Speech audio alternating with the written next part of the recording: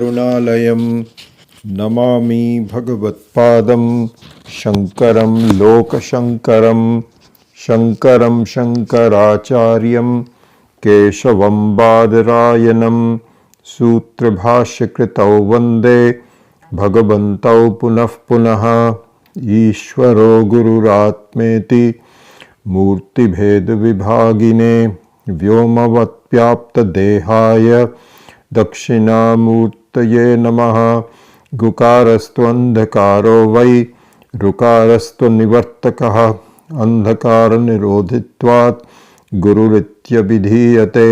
सदाशिवसमारम्भां शङ्कराचार्यमध्यमाम् अस्मदाचार्यपर्यन्तां वन्दे गुरुपरम्पराम्।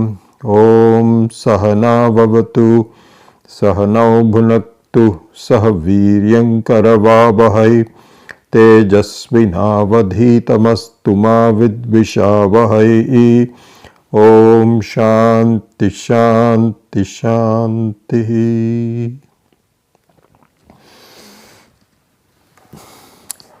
So we are reviewing, as you know, in the first half of this class, the elements of Nididhyasanam. And until I saw this in the Aparoksha Anubhuti, I was really not aware of the structured way to look at Nididhyasanam. I was aware of generally what it means, but it was really quite a revelation to see how nicely it is segmented and how it is divided in terms of all the steps involved in Nididhyasanam. So it's really a beautiful thing. So what we have been seeing is that the Nididhyasanam has been segmented into 15 steps. So this as contrasted to the yoga system, which has Ashtanga, so it has 8 steps, Yama, Niyama, etc. Here, Nididhyasanam, which is Vedantic preparation. So, Nididhyasanam means to put into practice all that we have learned, all that we are learning in Vedanta, into something that becomes a reality for us.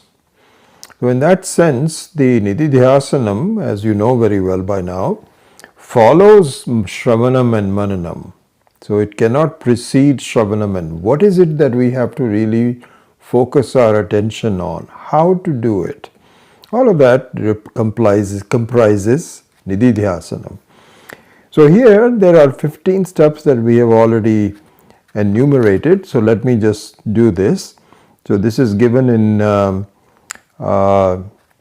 verses number 102 and 103. 102 and 103 of Aparoksha Anubhuti.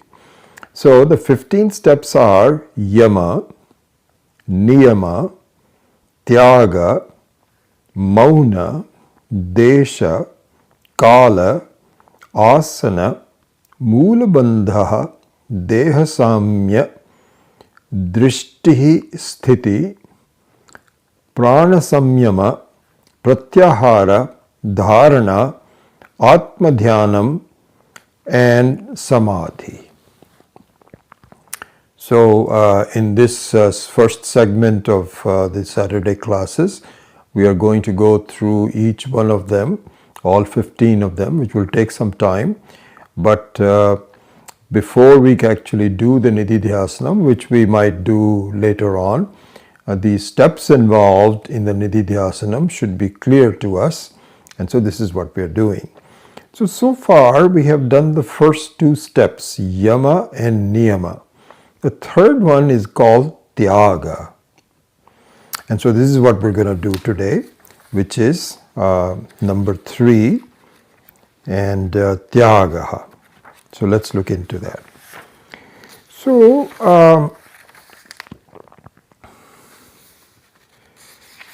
tyagaha means to give up something. This is called tyagaha. So the question is, what do we give up? And what are the benefits of giving up something? Let's look into that. So before that, there is a definition of tyaga given in the verse number 106 of the Aprokshanabhuti, and it says, Tyagaha prapancha rupasya chidatmatva avalokanat tyago hi mahatam pujya sadyo mokshamayo yataha. Tyagaha prapancha rupasya chidatmatva avalokanat tyago hi mahatam pujya sadyo mokshamayo yataha. So we'll go into this in detail, but just a very quick translation of that means that to see the Chidatma, to understand and to get a grasp of the Chidatma, Atma, for doing that, the giving up of the plurality that you see as an experience is called tyaga. So to appreciate the Atma, you have to give up our fascination, our adherence to the reality of the prapancha. So prapancha means all of the experiences that we have as anatma. So this is called tyaga. And he's then, to praise it, he says that this tyaga in this manner, which we will now explain, in fact is resorted to all the Mahatmas. This is what the Mahatmas feel is the real meaning of tyaga, and they resort to it. Because it is in fact immediately leads to a sense of freedom. So this is what the second line it says. Tyago hi mahatam pujyaha. Pujyaha means that it is worth doing puja to. It worth really resorting to. Sadyo mokshamayo yataha. Because it is sadyo muktihi. Sadyo muktihi means, as you know, it is not krama mukti, but sadyo mukti. So krama mukti means, which is what normally people do who are not familiar with the very essence of Vedanta, the essence of Vedas, is to postpone it to the future. Right now I am not free, but I am working on it. Maybe I will do it this life, and if not, then hopefully Ishvara will give me some better situation in the next life. Postponement. This is called krama mukti. Sadhya mukti means right now. And the right now occurs when you have prapanchasya tyaga. So this is the definition of this verse and the definition of tyaga. This is what it is called, Tyagaha. This is the meaning of Tyaga from a Vedantic standpoint. Okay. So now let's look into the details of this. So,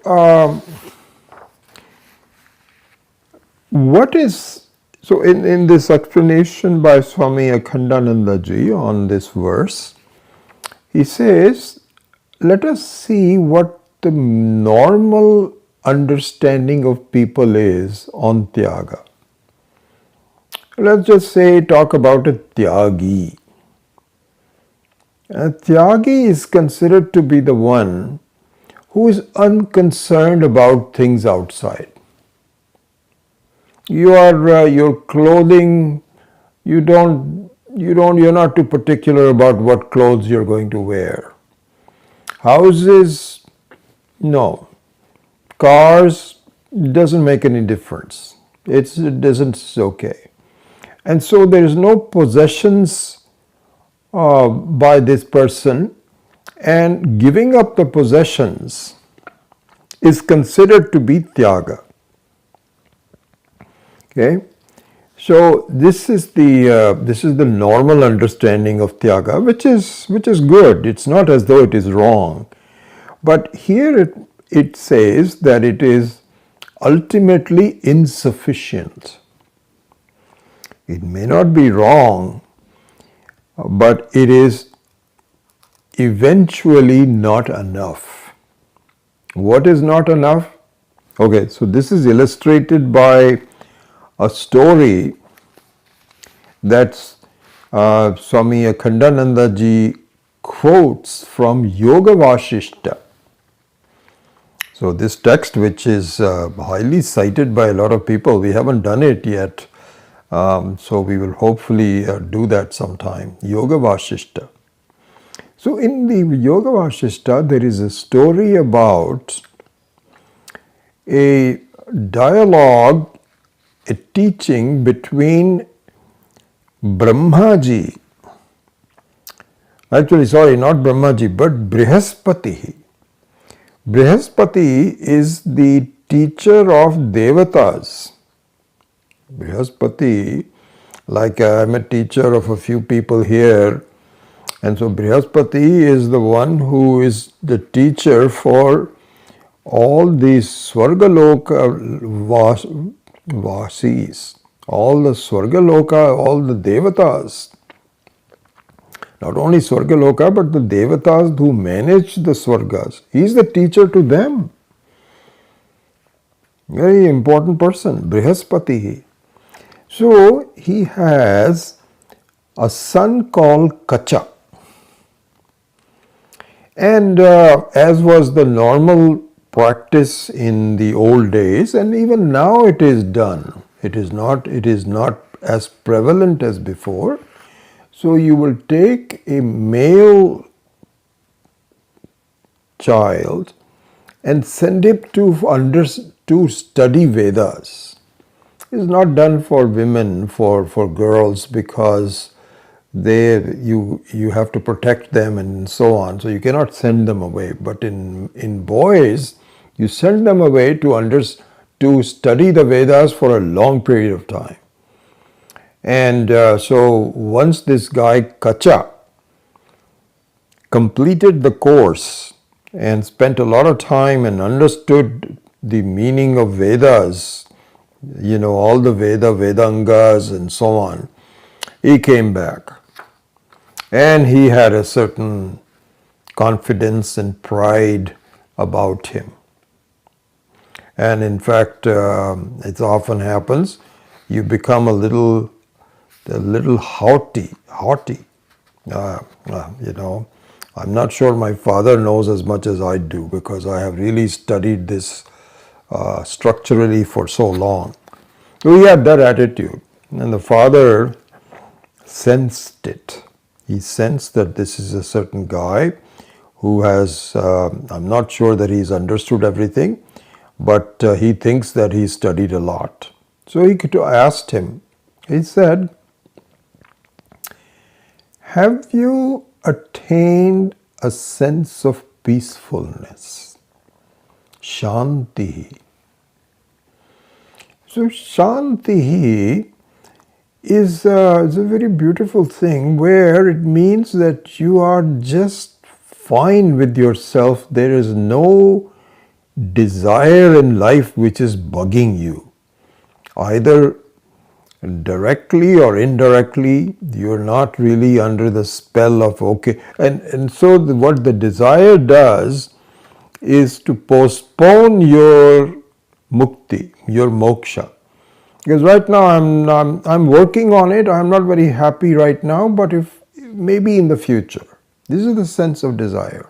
So the Brihaspati asked Kacha, hey, have you attained this peacefulness? So he said, no. He was honest about it. He says, I am not peaceful in my mind. How do you get that? So Brihaspati said, by tyaga. So he said, okay, by tyaga means to give up. So he went to all the pilgrimages, and for a complete year, he visited all the tirthasthanams, all the places of prayers, and he had to undergo a lot of hardship. He could not eat as much as he wanted to. He had to sleep on hard floors. His life was, but he said, you know what? For the purpose of getting peace, this is okay. I will do so. He returned after 1 year, as Brihaspati had asked him, and so Brihaspati said, do you have peace now? He says, no, not really. So he said, discover tyaga. So Kacha said, what it means is, I have to give up all my possessions. That's what he understood the tyaga to be.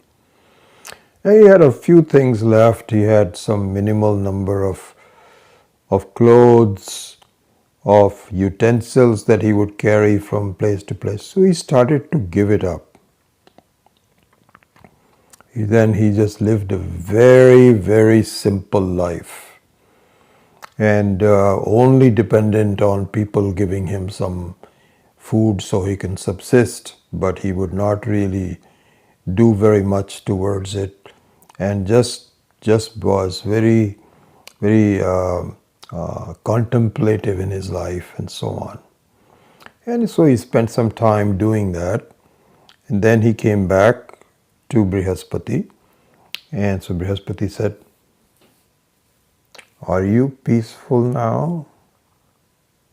So he said, sir, no. At least he was very honest. He could not only honest, but very sensitive to what peace is. He could tell that my mind is still not really allowing me to be myself peaceful. So he says, no.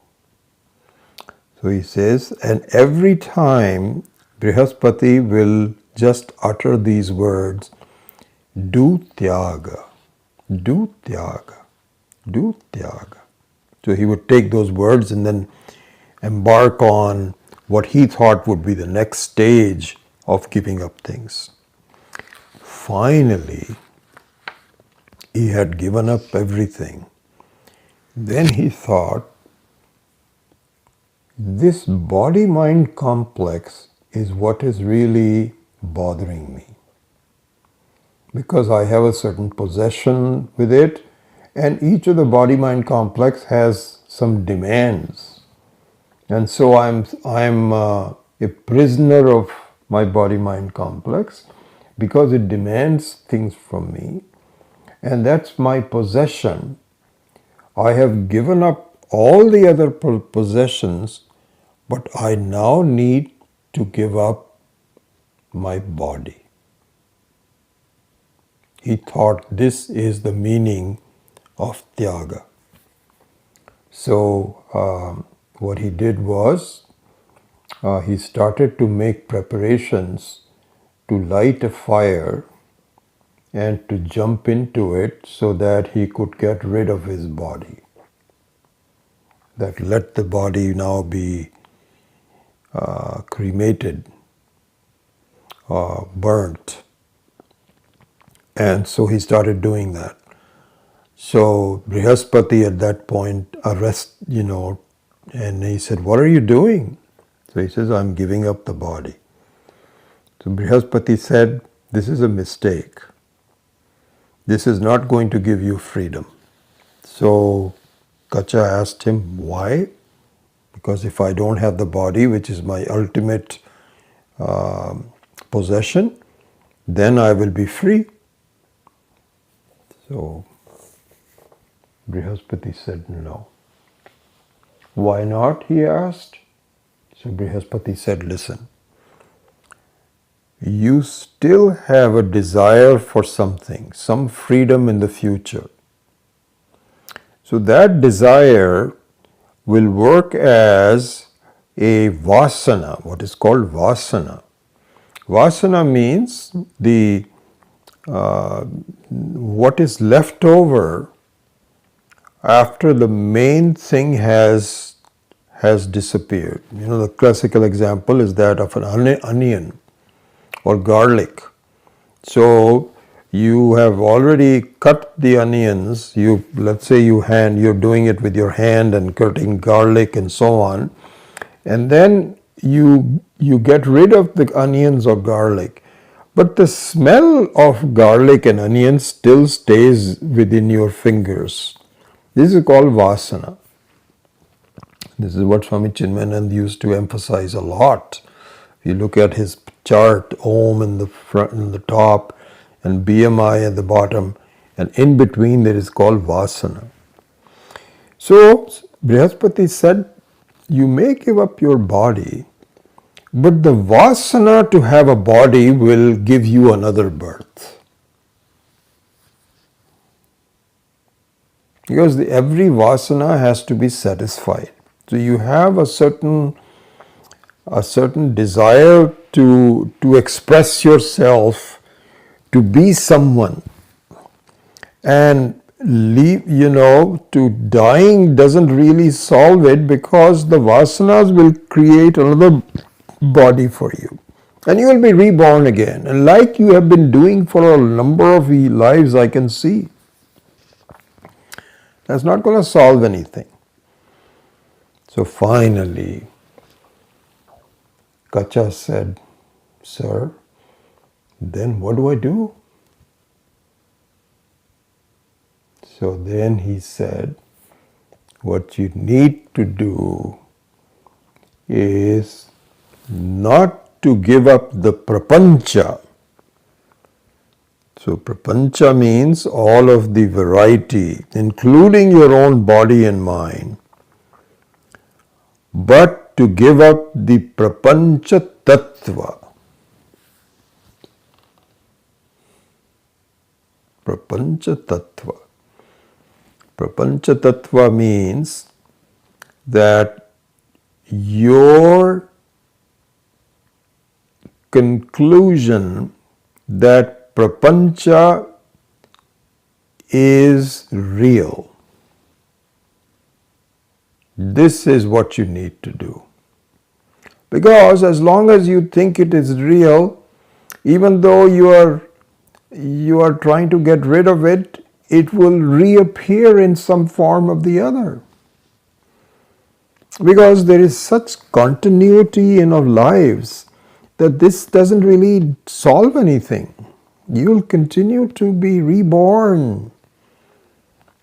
If you want to really get freedom, which has to be done right here now, what you have to see is that the prapancha's reality comes from you, the very conscious entity, Atma. So you have to see the falseness of prapancha. It's a reflected prapancha, mithya. This is what you have to see. You cannot keep on doing tyaga of the prapancha because it will all pop up somewhere or the other. There is a game in the Western world called whack-a-mole. I don't know if you know this or not. So there's, if you go to some of these children's places where they have, all these kinds of toys and so on. So one of them is called whack-a-mole.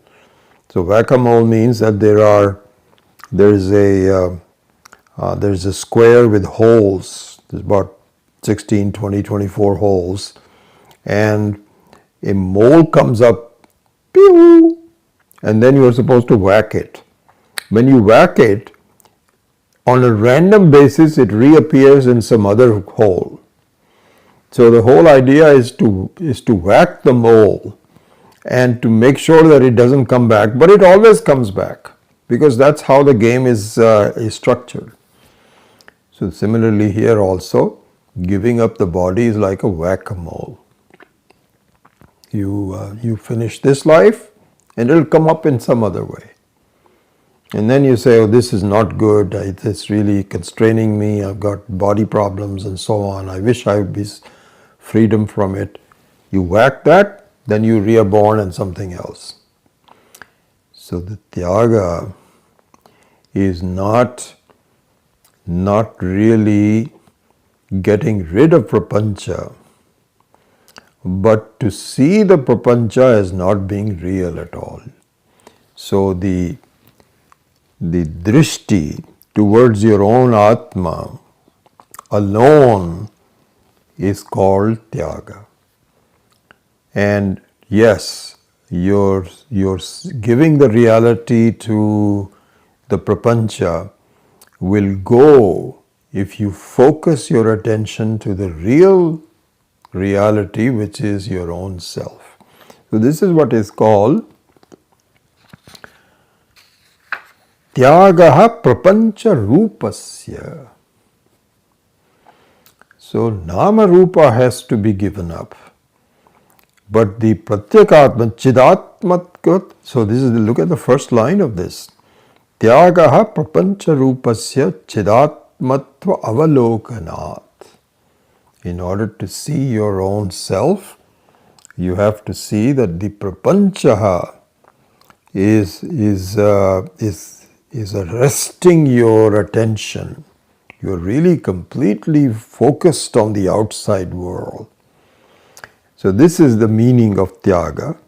It's from a Vedantic standpoint, not from a normal people standpoint.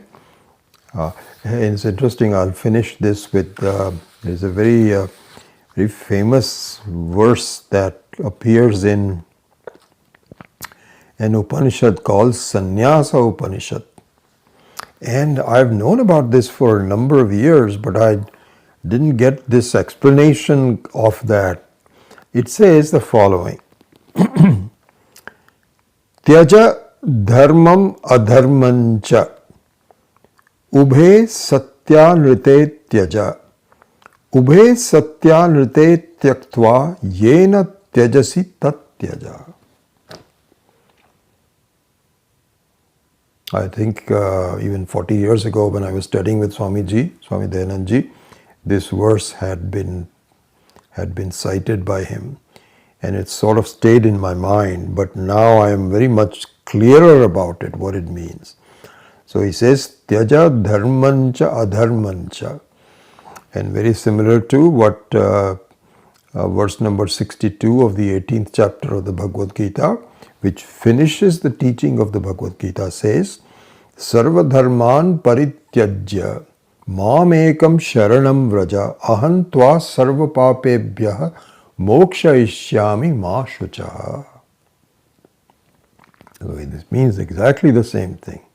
Sarva dharman parityajya. So sarva dharman means, Swami Dayanandji had explained this, sarva karman, not the and even punya, papa, both have to be given up.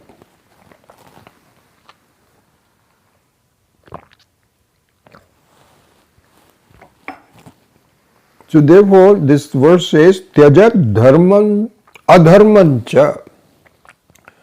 So dharma means even the punya karma also has to be given up. Why the punya karma? Because if you do some punya karma, it will result in giving you some good bodies. That's what it means. But whether it is good body or bad body, any body is a problem. Tyaja dharmancha adharmancha ubhe satya anrite tyaja. And so this is real, this is unreal, this is good, this is bad. These kind of prapancha rupaha has to be given up. Then, this is the interesting one, ubhe satyan rite tyaktva. Having given up both dharman and adharman, yena tyajasi tat tyaja. That the sense of me as I am the one who has given up, I am a tyagi, that has to be given up. That is also an abhimana. So the I sense itself has to be dedicated to Ishvara, which we will talk about in more detail. So this is a very interesting, important verse. What I would recommend to you many times, I've talked about it, is to make a list of some very important verses that you should be aware of and repeat, sometimes do japa. And this is one of those, Tyaja Dharmancha, etc. Anyway. Okay. So with that, we will shift over to the study of the Bhagavad Gita. Om Parthaya Pratibodhitam Bhagavata Narayanena Swayam Vyasena Grathitam Purana Munina Madhye Mahabharatam Advaitaamritavarshinim Bhagavatim Ashtadashadhyayinim Ambatvamanusandathami Bhagavad Gita Bhavatveshinim Yam Brahma Varunendra Rudramarutaha Stunvanti Divyaistavaihi Vedai Sangapadakramopanishadaihi Gayanti Yam Samagaha Dhyanavastita Tatkatena Manasa Pashyanti Yam Yoginaha Yasyantam na Vidussura Suragana Devaya Tasmai Namaha Devaya Tasmai Namaha.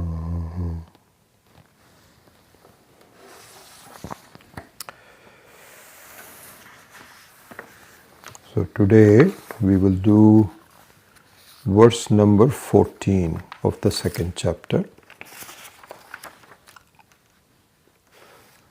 Matra sparshastu kaunteya shitoshna sukha dukkhadaha agama paino nityaha stan stitikshasva bharata. Here's what we're going to do. So in introducing this verse, and so these introductions, what we call the connections. Introductions of the next verse provides you with a connection. So these are very important and very, very meaningful, because the Bhagavad Gita appears to a layman as a bunch of unconnected verses. I'm exaggerating it a little bit, but there is a lot of connectivity, there is a lot of structure. So to bring that connectivity and structure out requires someone who knows how these are connected, and those are given as introductions to the next verse.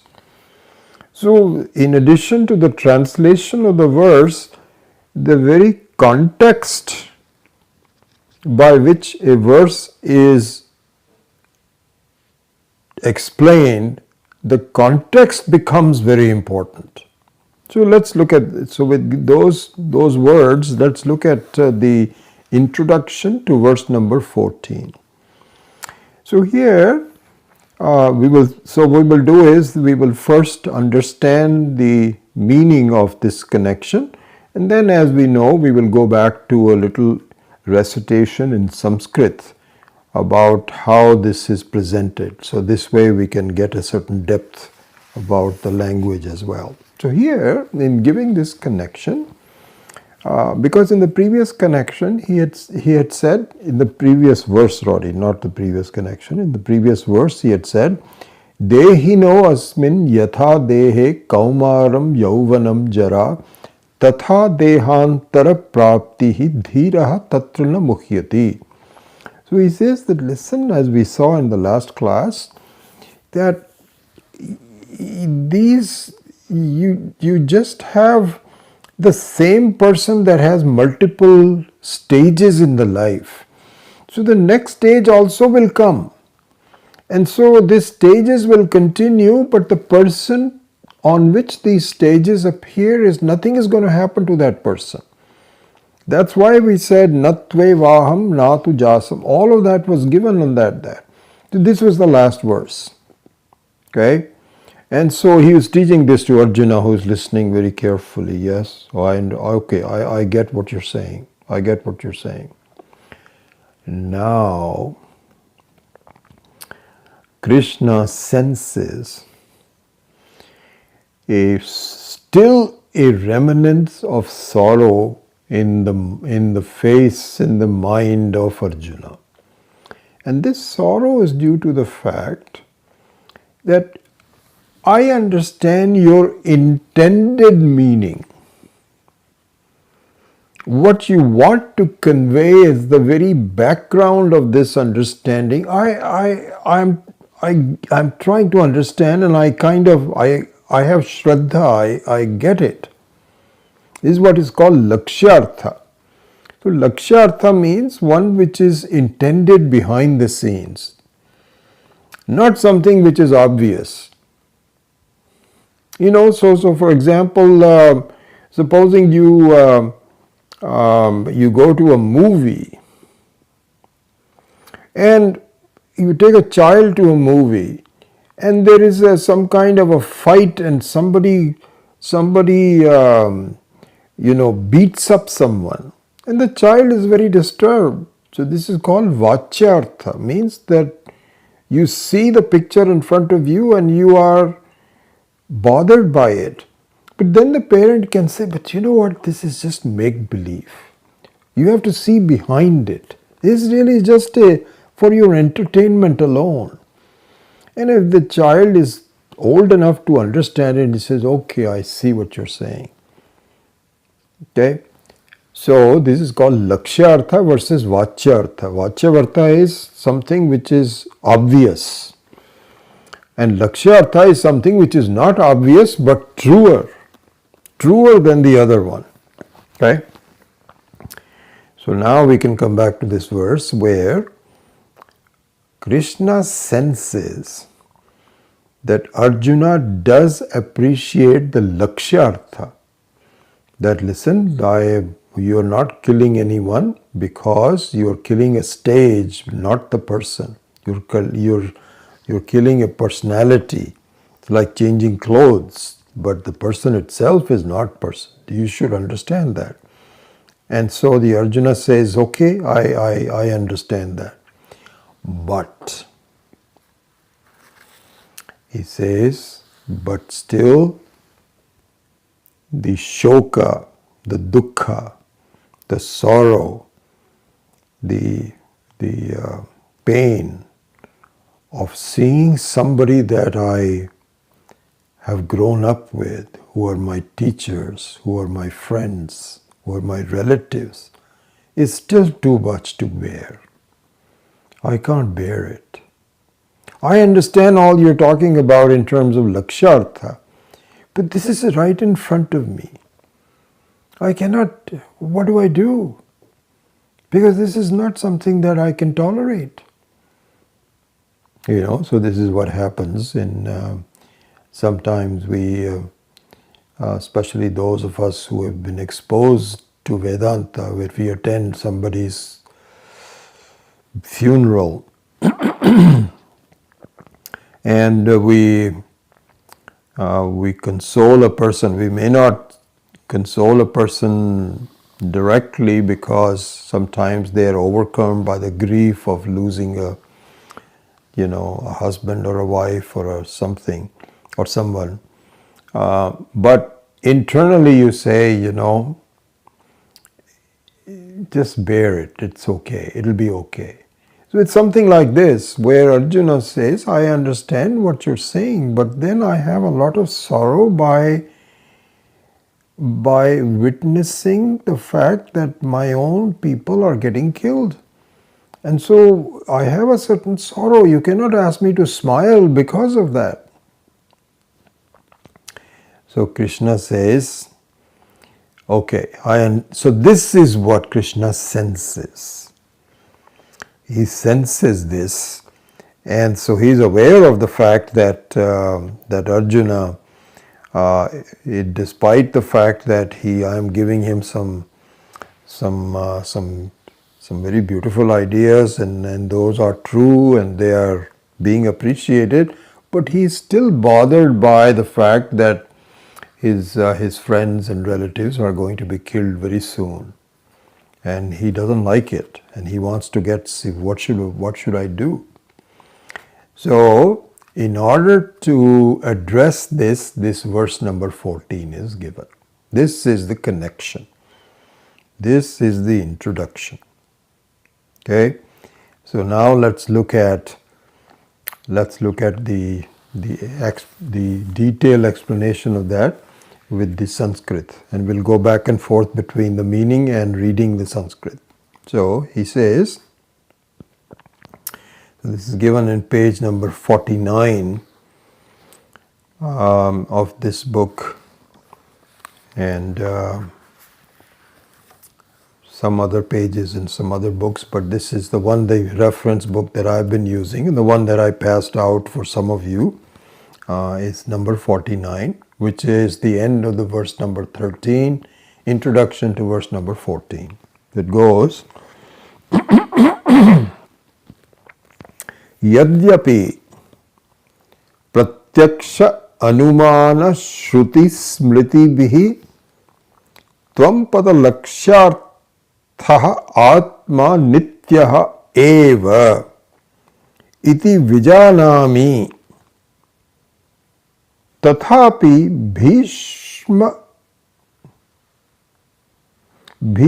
भीष्मादि शब्द वाच्यार्थानाम म्रियमाणानाम वियोगजम दुःखम सोढुम न शक्यते.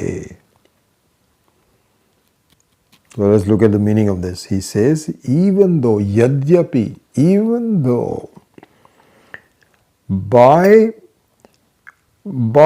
an pratyaksha means that what you have directly taught to me, that's what here means pratyaksha, and through anumana, through the inference of those words that you have taught me, which are based on both shruti and smriti.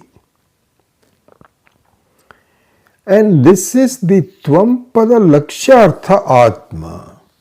This is the indicated meaning, the deeper meaning of Atma, which is Nityaha Eva, which is never really changing.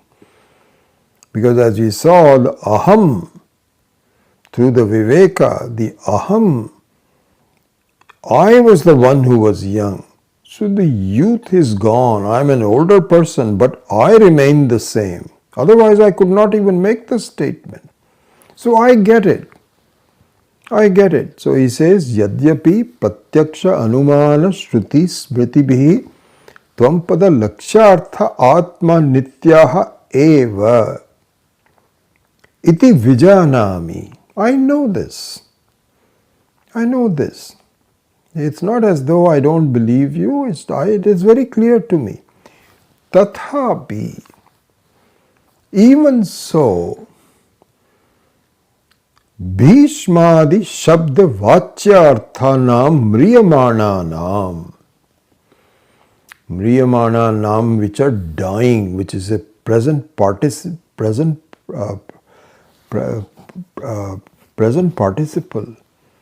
the one who is going, one who is dying, not dead yet, but about to. So, Mriyamananam Bhishmadi Shabda Vachyarthanam. So, Bhishma, Drona, and all of these other people that I know this very well, they are dying. I can see them suffering. They're gone. I've spent decades with them. So he says, Tathapi Bhishmadi Shabda Vachyarthanam Mriyamananam Viyogajam Dukkham. I need to get next time because now I've been very blessed with having a near sight which has been very good, but now I need glasses to read something. Otherwise I have to go back a little bit, but I can still do it. So, Mriyamananam Viyogajam Dukkham. Dukkha which is born out of Viyoga. Viyoga means one which is a separation. Means you see someone dying and you see, I'm never going to see that person again. It's a complete separation. So there is a dukkha. Viyogajam dukkham sodhum na shakyate. Sodhum means I cannot tolerate it. I'm not able to tolerate it. Na shakyate. Iti ashayavantam arjum alakshya. So he says that kind of Arjuna I see in front of me. He says from his expressions, Krishna said this is a person who has Shraddha, but he is not able to really deal with the problems of really being killing. Iti ashayavantam arjunam alakshya. So alakshya means keeping that kind of a situation very clearly in mind. Then the teaching of the verse number 14 is, which is Brahma vidbhihi anatma vishayaka sukha dukkhanam anusandhanam na kartavyam. In fact, let me explain it first before I read it. Otherwise, I'm violating my own principles. I want to explain first and then read. So he says, keeping that kind of an Arjuna's mind in front of him, what he has to now show is, do not keep thinking about what is in front of you. Don't dwell on it. There is no benefit to you. Oh, my people are dead, what my life is going to be, and so on and so forth. Don't keep on following it. This is called anusandhanam. Anusandhanam means you have some original thoughts and you are now so carried away by that thought that you keep repeating it. This is called anusandhanam. Okay, I'll explain the anusandhanam, the Sanskrit vakya in a minute. But he says, instead of doing that,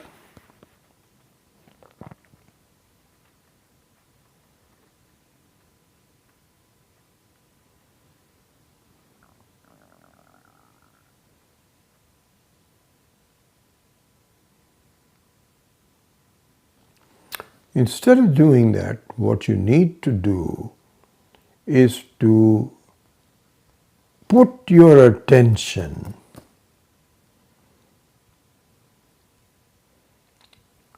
on where you are going, what you are, you should be following the train of thoughts on what is the truth. Don't dwell on this unnecessarily. Instead, move over to the side where you want to be, your moksha, which you may not completely get at this moment, but it is important that you keep your vision on where you're going and not worry about the problems that are happening right now. This you have to do. You have to do this. Okay? So now with that, let's go to the the Sanskrit version of this. So he says, we already said, Dukkham sodhum na shakyate iti ashayavantam Arjuna lalakshya Brahma vidbhihi. Brahma vidbhihi means that you already know you are a Brahmavit. You are a Brahmavit means that you already know what is going on. That we are not just purely body-mind complex, but we appear to be a body-mind complex. In fact, we are nothing but the Atma itself. So just like you appear in the dream to be a dream character, when you in fact are not. It's just some kind of a play that your mind gives you. You never became a dream character. You were always somebody who is outside of that. Even before you went to sleep and after you came back to sleep, you remain the same person. So Brahma vidbhihi, so that kind of a thinking, that Brahman, I am the very Brahman, which is Atma Nityaha. So he says, Brahma vidbhihi anatma vishayaka sukha dukkhan anusandhanam na kartavyam. So he says, anatma vidbhi, anatma vishaya, one which is not yourself, nothing to do with you.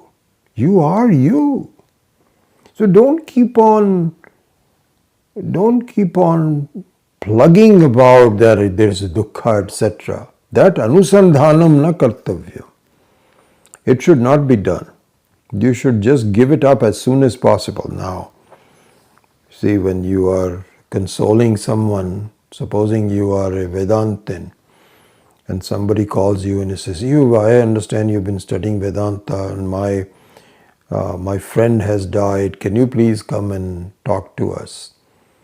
So what do? You cannot say, hey, don't worry about this. Yes, it'll be okay. But you have to keep those thoughts in your mind as you do the consoling. You'll say, it'll be all right. It'll be okay. Swami Maheshananji had given this example, which I think I've told you before, a real life example.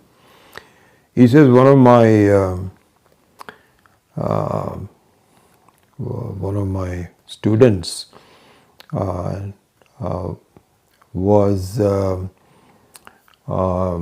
told me that my wife has died, sir. She died suddenly, and I don't want to live anymore because the two of us were together. And she is gone and my life is just completely shattered. I just want to commit suicide. The Swamiji says, don't be silly. These things are all ordained. So she had to go. And, you'll just keep on, because you've got children, you have to take care of business and so on. You have to keep on working on towards that. So he says, no, I am in very bad shape. And he was just crying, and he explains all this in one of his texts. He says, a couple of months later, somebody was driving me to take me to a talk, and I saw this gentleman who had lost his wife 2-3 months ago. He was having this roadside food chaat all the chart part, etc. And he was with some friends and he was just enjoying himself and laughing and so on and so forth. So he said, I said to myself, you see, this is the truth about it, that dukkha may come for a short amount of time, like a disease, but it leaves you. And your nature is always ananda alone. And so, as soon as the memory of after he cremated his wife and so on and so forth, his life became normal again. He was happy with himself and everything. This is the truth. So he says that just follow that train of thought and don't go into the anatma dukkha anusandhanam na kartavyam, should not be done.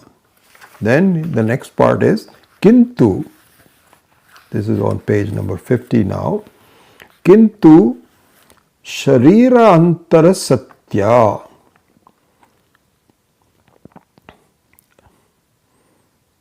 No, sharira antara asatya prarabdhavashat praptam api adhyatmikadi trividham dukkham yat tan sodhva triva mumukshaya yada brahmanusandhanam eva kartavyam iti suchayitum aha matra sparshatu kaunteya.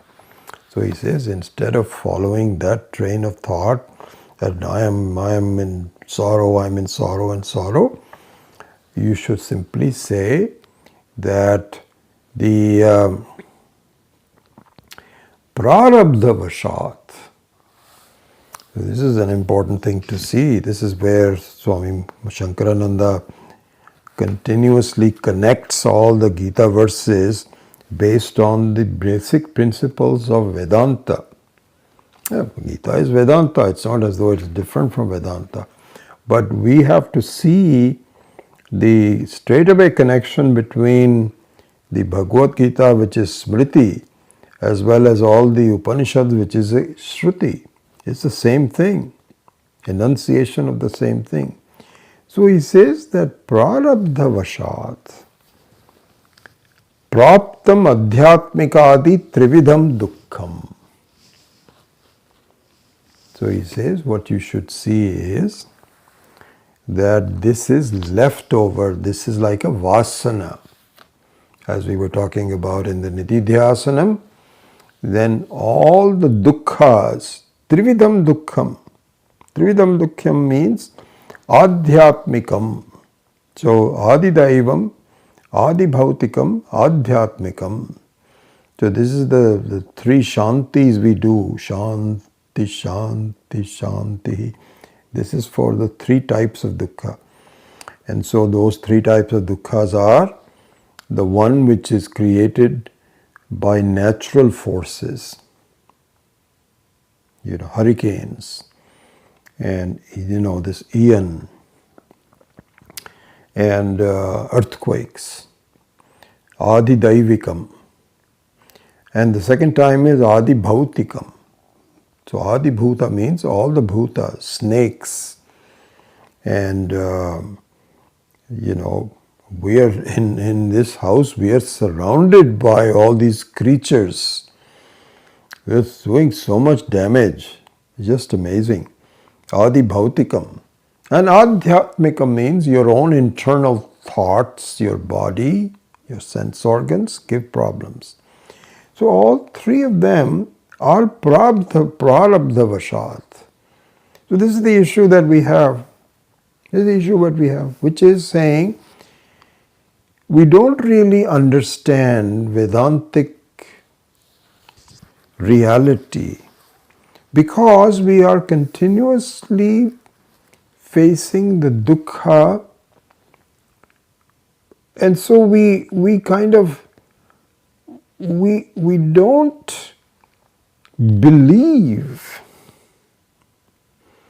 that the Vedanta really is true because I'm continue to have problems. And the fact of the matter is that what we have to say is that this is prarabdhavashat. This is vasana.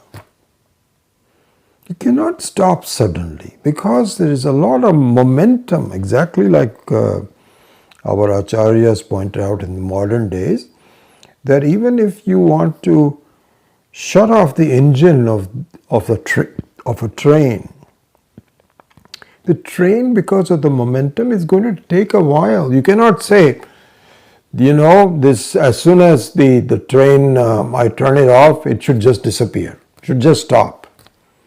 Not going to happen because there is a certain law of vasanas which is going to take you forward for a while.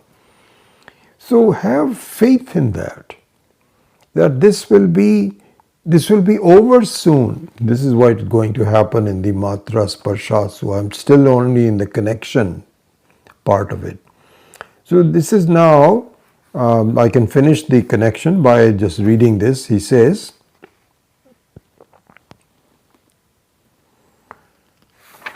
so I'll read it again.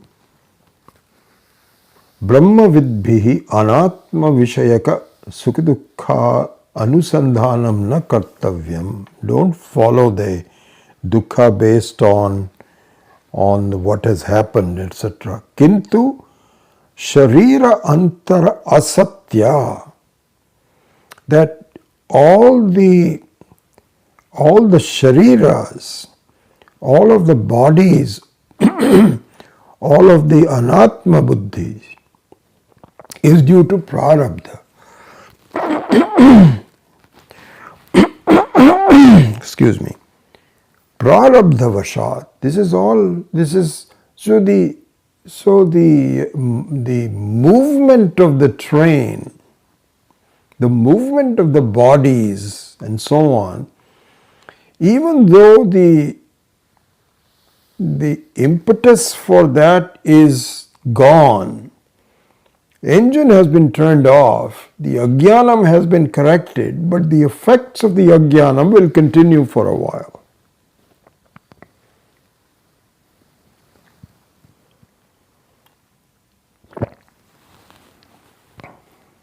Prarabdha vashat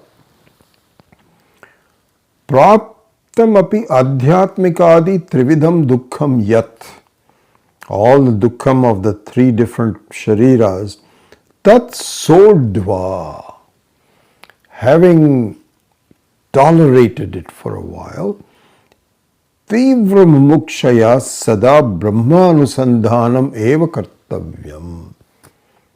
Iti suchayitum matra sparshastu kaunteya. So he says, you should turn your attention towards, you should desire very, very sharply that I want a complete freedom from this, because if I continue just avoiding sukha dukkha in my life, that is just very temporary. It doesn't solve the problem. What you have to do is to say that the sukha dukkha itself is not real compared to what I am. So that appreciation of what I am, the completeness of myself. So this is what we have to do. We have to really appreciate the mahima of our Ishvara as myself. I don't appreciate it at the moment. So do it. Put your attention to it, because that alone will allow you to reach where you want to go. And so tolerate these things. It should be okay. There will just be a short time. So in order to do that, then the 14th verse is talked about. And the 14th verse is Matra sparshastu kaunteya shitoshna sukha dukkhadaha agamo paino nityaha tan titikshasva bharata. Okay, so he says that your sukha dukkha,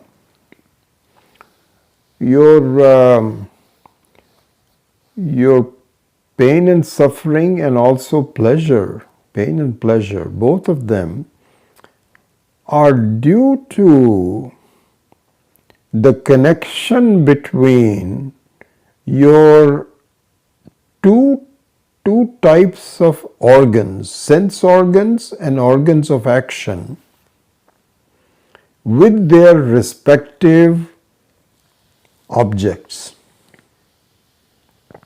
Exactly what happens. This is exactly what causes Sukha Dukkha. So the Sukha Dukkha is caused by sense organs coming in touch with something.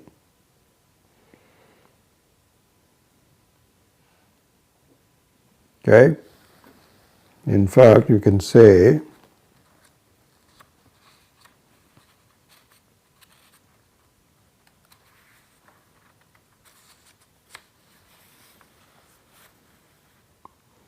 he says that let's define what is matra. Matra sparshaha tu. Kaunte he Kunti putra, he Kaunteya. In fact, it's interesting. He is addressed as Kaunteya, which is his direct meaning of the word Arjuna, because he is Kunti putra, Kaunteya, Kauntaha, he is Kauntaha. Kauntaha means the son of Kunti. So Kaunteya. And then also at the end he says Bharata. So this is both are Sambodhanam. Sambodhanam means he is addressed as Kaunteya and Bharata. So Kaunteya is very clear. Bharata, what do you mean by Bharata? So, just 1 second.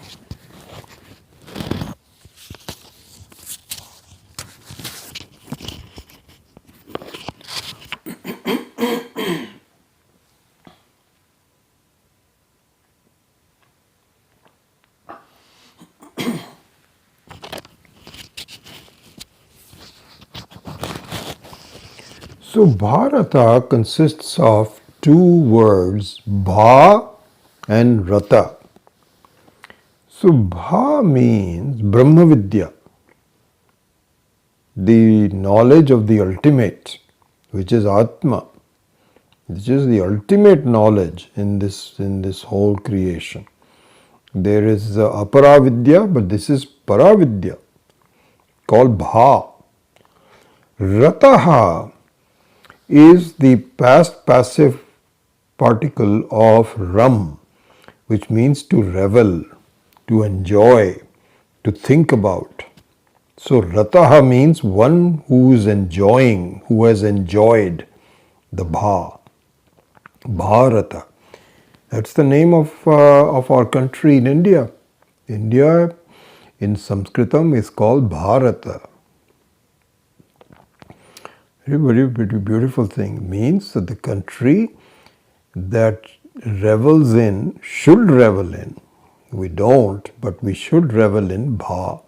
So that is also a epithet of Arjuna. So that is the word Bharata. So now we look at the definition of the word Matra.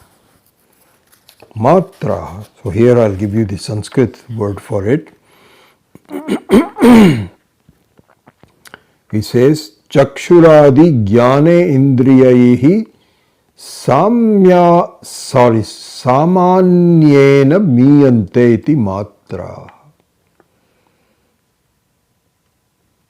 Chakshuradi Jnana Indriyahi Samanyena Miyante iti Matra. Matra means the one which is normally defined as things that are grasped by your eyes, etc. It's called matra. So whenever you say I saw something, that is all part of the matra. I heard something, that is all part of the matra. And so he says that these matraha,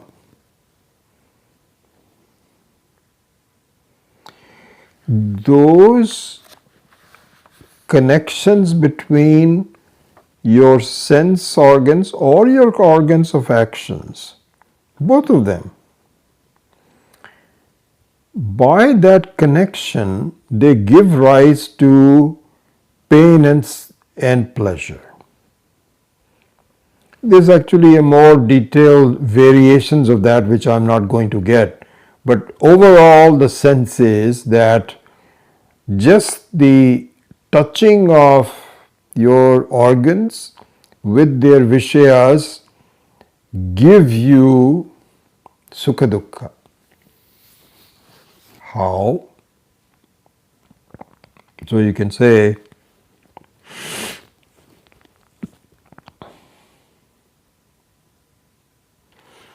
so say, supposing you have a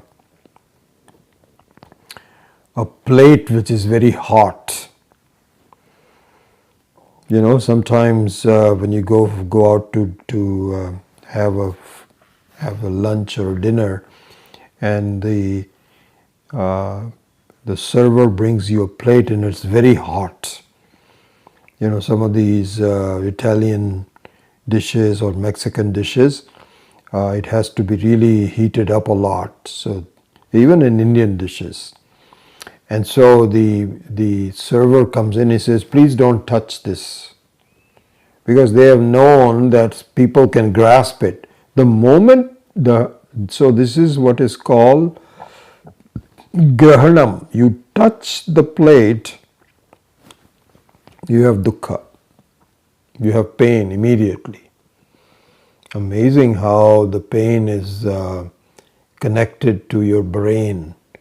As soon as you touch it, then there is a transmittal through the nerves all the way up to your mind.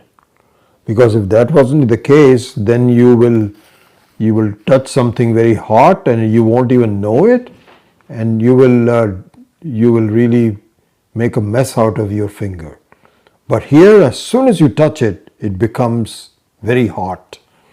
And it gives rise to, oof, my God, you can burn it. So the very touching of things, or even seeing of things sometimes, when you see somebody, I went to my granddaughter's volleyball game the other day, a couple of days ago, and one of their own team members was twisted her knee, and she could not even get up, and she has torn ACL muscles of her knee. It was a very bad sight to see. This young girl, 16-year-old, 15-year-old girl, and being in such pain. Just to see that was such a pain.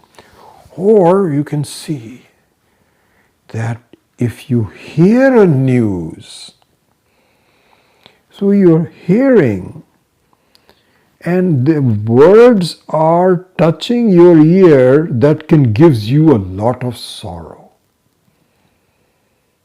Like, for example, sometimes the police say that our hardest job, absolutely the worst part of our job, is to call someone to let them know that their loved one has died in an accident. He says it's because the moment you pick up the phone and say hello, and the other side said, are you such and such? And you say yes. He says, I am very sorry to tell you a very bad news. So you say, what? What bad news? He says, such and such person has died in an accident. Just imagine, all that has happened is that your ears have touched some words. But that's enough to give you such sorrow, it's unbelievable. So this is what the first line of the verse is saying. He says, Matraha sparshastu kaunteya shitoshna dukkadaha. He says they are just like being very cold or very hot. Because the very being extremely cold gives you dukkha. And extreme heat also gives you dukkha. And lack thereof gives you sukha. So just like that, just the very touching of things will give you sukha dukkha. Okay? Alright, that being the case, now let us go to Arjuna's question. And so, this is in the next paragraph. So this paragraph which started with Chakshuradi Jnanendriyahi Samanyena Miyante iti Matraha. Then there is an explanation which I've already given you. I won't spend too much time, but let me quickly read through it. He says, Vagadi Ubhaya Indriyahi Sprishyante Grihyante iti Sparshaha Shabdadayaha Bhogya Padarthaha Swayam Shitoshna Sukha Dukkadaha Shitoshnavat Sukha Dukkadaha. So he says that the very touching of things and grasping of things can give you a lot of problems and so on. And so this is exactly what matraha sparshastu kaunteya sukha dukkha shitoshna dukkadaha. Okay, this is the explanation. Now Arjuna has a doubt. He says, Nanu means a doubt in the next paragraph. He says, wait a second. So let me explain this first and then I'll go over the Sanskrit again. He says, the connections are almost always, not almost, they're always there. They're samyoga. Samyoga means a connection between, because my eyes are always, not unless you are asleep, but they are always awake. They are already in touch with something or the other, and not only the eyes but also my other sense organs. I am continuously touching other things, and so there is no way of removing the touch. And so if that is the case, then how is my dukkha? And you say that the touching gives me dukkha, which I accepted. So the connection, touching means a connection between the sense organs and their respective objects. They give you sukha dukkha. I accept that. But what I am saying is this will always be happening.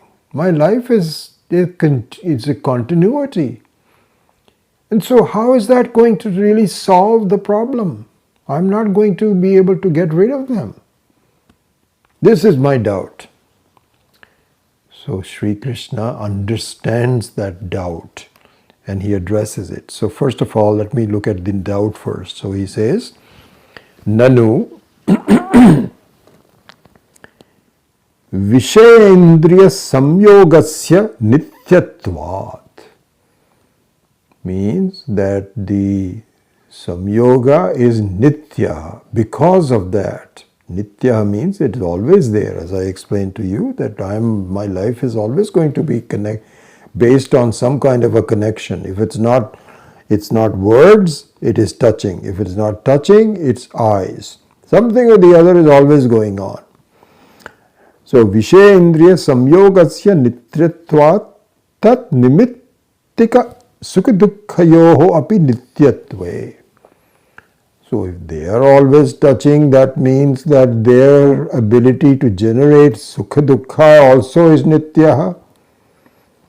Nityatve sati atma vidaha tad anusandhanam vina brahma anusandhi katam siddhyati iti aha. He says, so this is a beautiful doubt. Let's look at it. He says, Arjuna means anybody who's listening to this kind of a discourse by a jnani.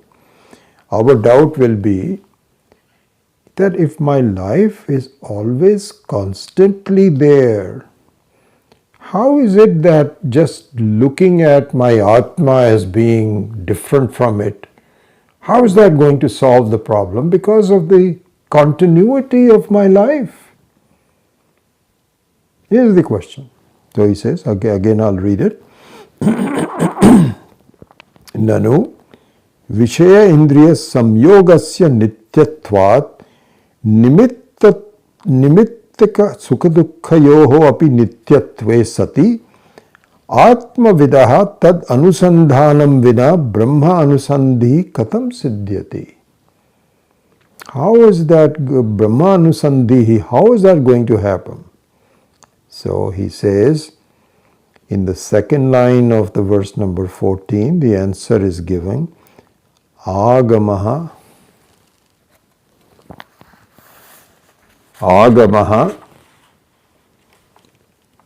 Agama apayinaha anityatva.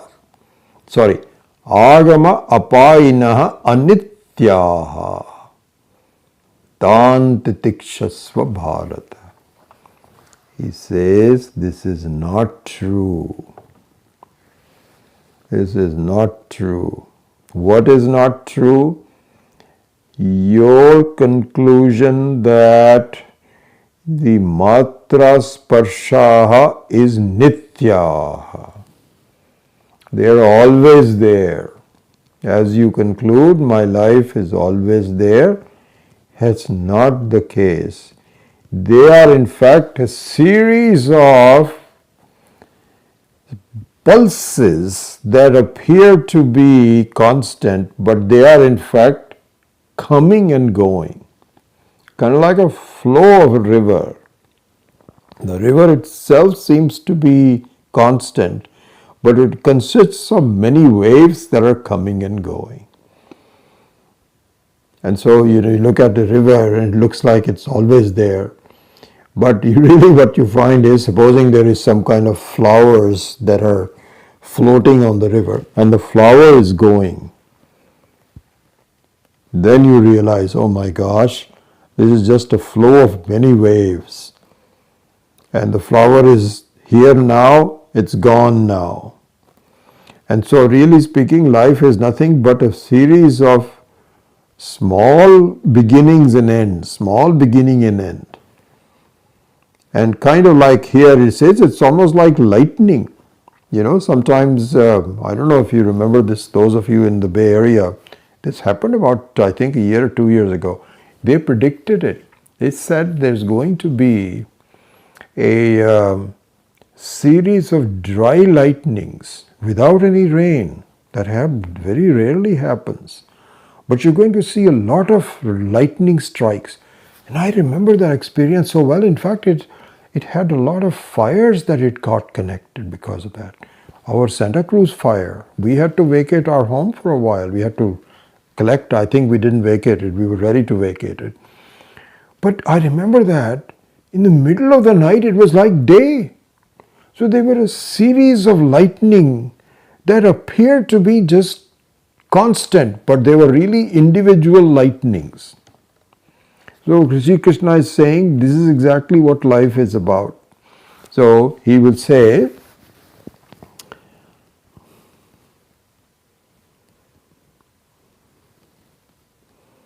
he says that these are anitya. Anitya means they come and go, and they are going to go. So you cannot say that they are constant. Even though they appear to bother you, your life will, the botheration of your life will go. So please have faith in the fact that really you should see what the truth of yourself is, which is the real constant one, and all these appearances of the anatma as being constant is not there. So this is what he's saying in the, so let's look at the Sanskritam. He says, we already read the first sentence, Anusandhanam vina Brahma anusamdhihi katam siddhyate iti aha Agamaha utpatti apayaha vinashaha. Agamaha means the one that comes. Utpatti. Apayaha vinashaha. Tadvantaha. So one which is endowed with coming and going. Tadvantaha vishayaha. So that subject matter of something which is based on coming and going. Tat janya sukhadukhadayascha tad vidvat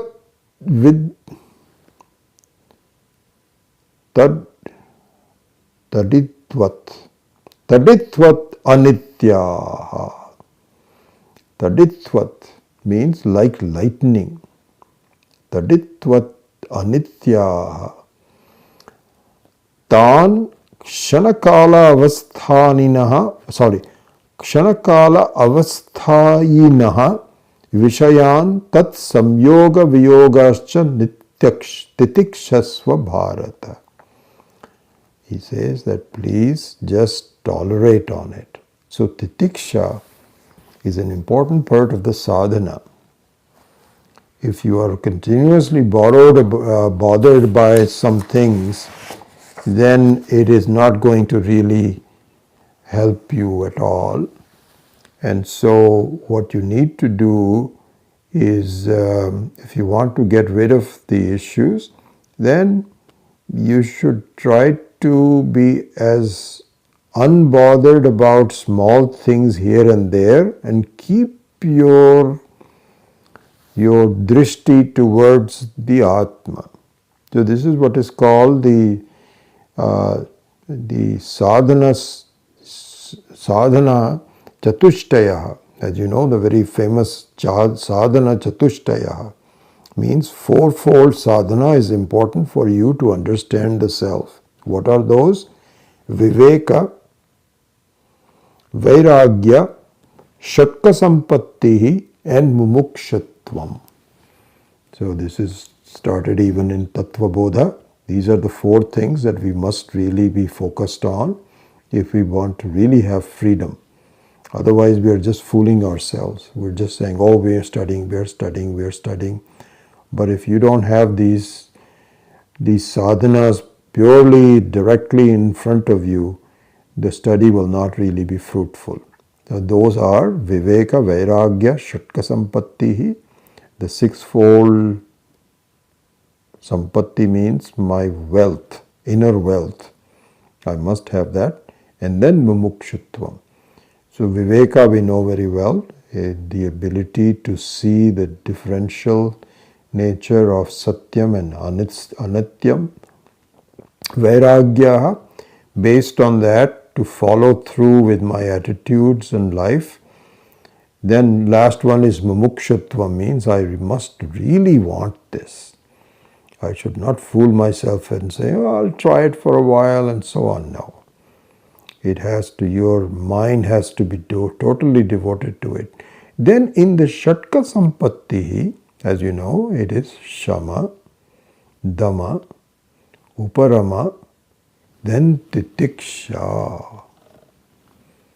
So Titiksha and Shraddha and Samadhanam. These are the sixfold. And so Titiksha means the ability to withstand small pains and botherations. Just overlook them. Tolerate them. So tolerate means to, you go through the thing and so on, but don't, you know, this is interesting. In the West there is a very beautiful setting which says pushed out of shape. I always thought that was a very great analogy. So which says pushed out of shape means that if you have a spring, then the spring is meant to be changed a little bit. This is exactly how cars get these cushions and so on. There's a springs involved. And so they have the ability to go back and forth and so on.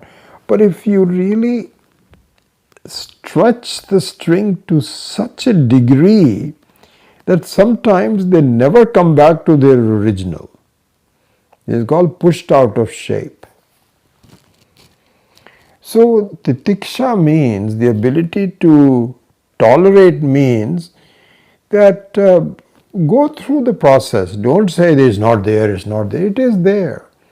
But it will, so this is exactly the same thing happens in diseases. So when I had the COVID, and it really gave me such problems on my lungs and so on, for a while I couldn't really do anything. But I said, this is something that unless I am going to die, which I'm very lucky that I didn't get the Delta variant. If I'd gotten the Delta, I think I would not be here by now. So Ishwara was very kind to me that he gave me a COVID when it was relatively harmless. But still it affected my lungs a lot. And I was always coughing and so on. For a week or so I couldn't even talk very much. But you know what my thinking was? This is going to go.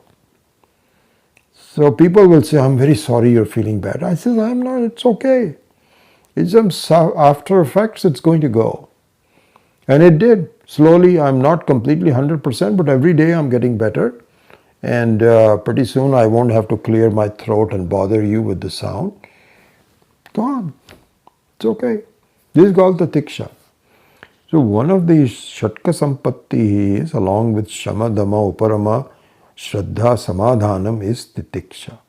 So this is the meaning of the verse number 14.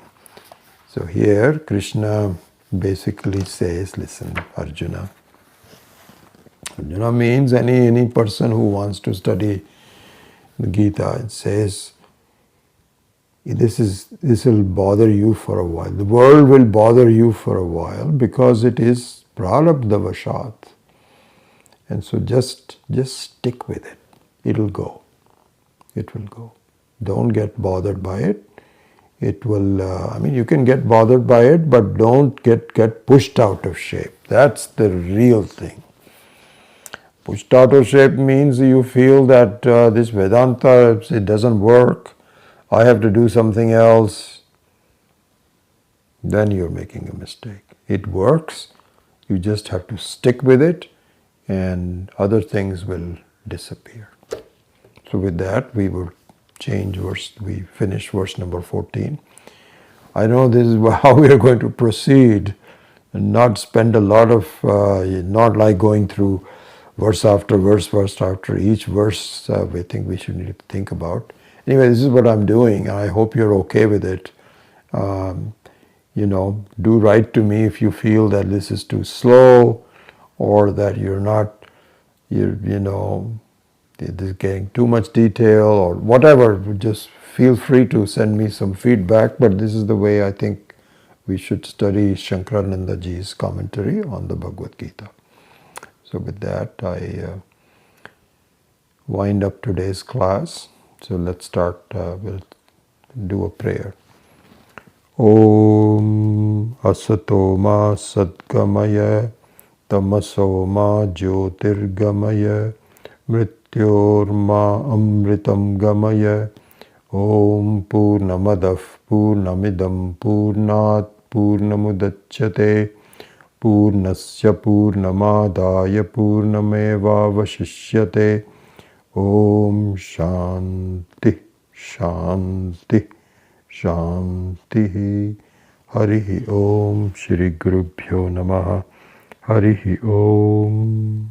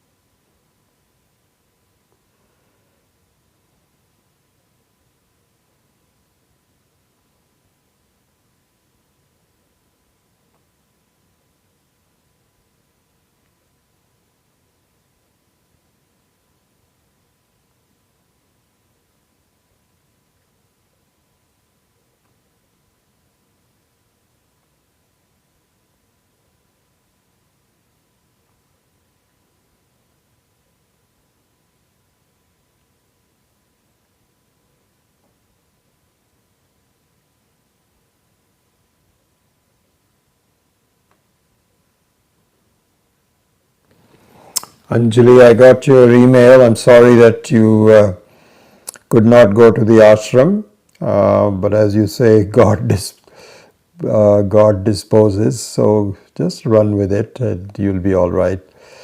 I appreciate Akshay your because you are an experienced student. So to say that this level of teaching is appreciated by you is good. I'm happy to hear that, and I think that in these very famous bhashyas and commentaries, there is a lot behind the scenes, and once you understand it, then you have the ability to analyze the various verses. So, in addition to this specific understanding, the confidence that comes from of saying this is how I need to look at things is a very important side benefit. So I'm really happy that you appreciate all of that.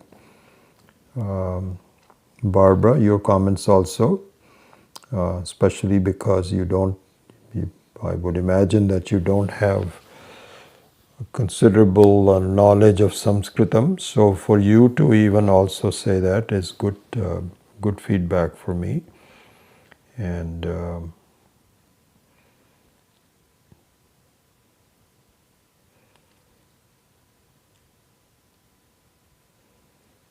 all right, with Shanti Kumar, good new insights. Very good. Very happy to see you all, and we look forward to seeing you again next week. Hari Om.